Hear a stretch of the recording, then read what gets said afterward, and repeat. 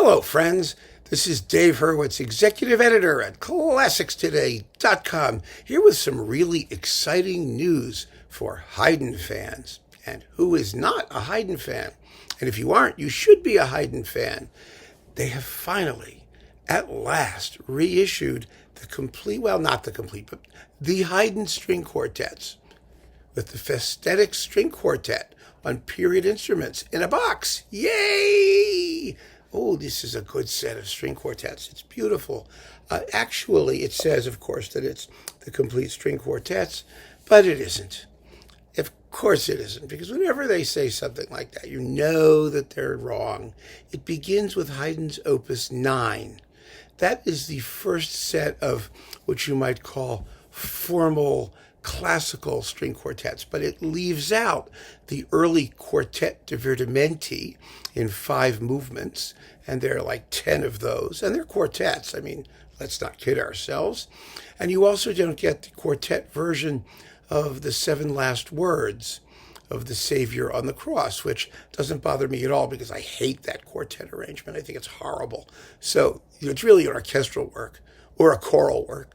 I mean, that's the way that Haydn did it, and it was so popular that he approved it in every possible version, including the kazoo version. So there's a quartet version and a piano version and whatnot, but I don't miss it. Let's put it that way. So what you get is all of the formal, published, opus-numbered quartet sets, and to that extent, it's complete. And I got news for you.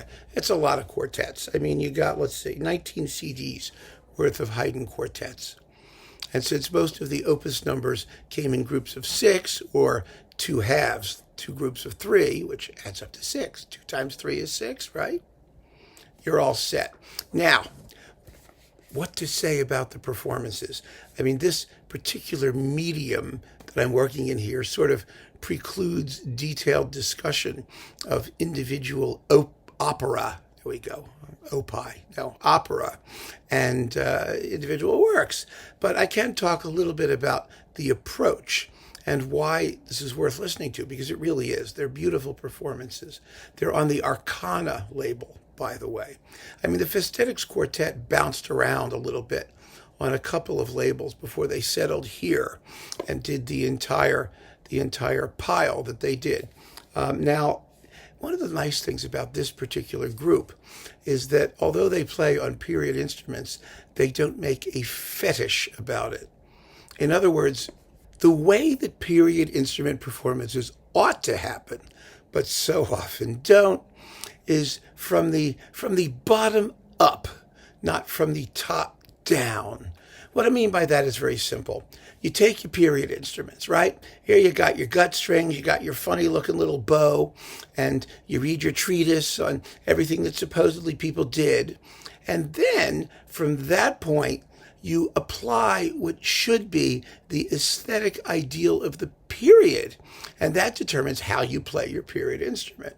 And the aesthetic ideal of the period was to create a warm, singing, cantabile tone at all times.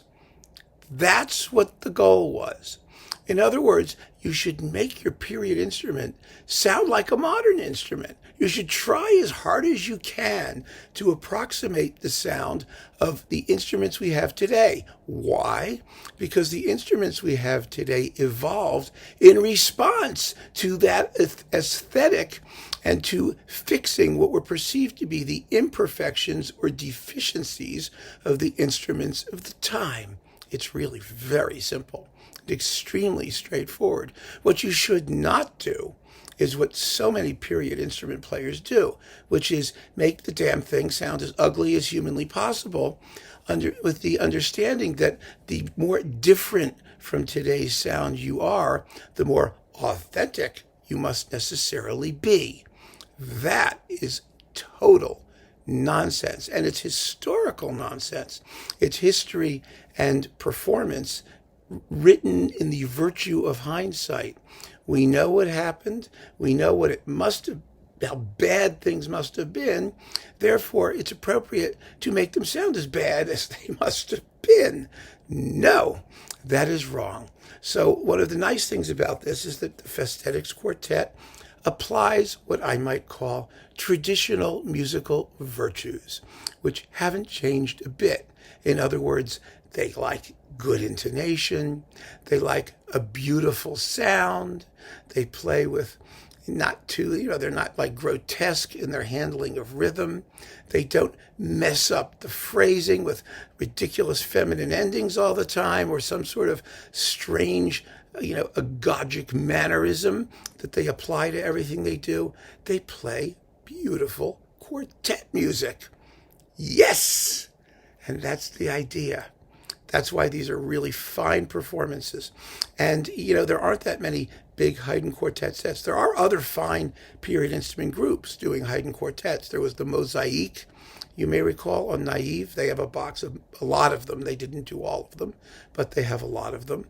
And then there are some just horrible, awful ones, both on period instruments and modern instruments. The worst being the new London Haydn Quartet, or whatever the heck they're called on Hyperion.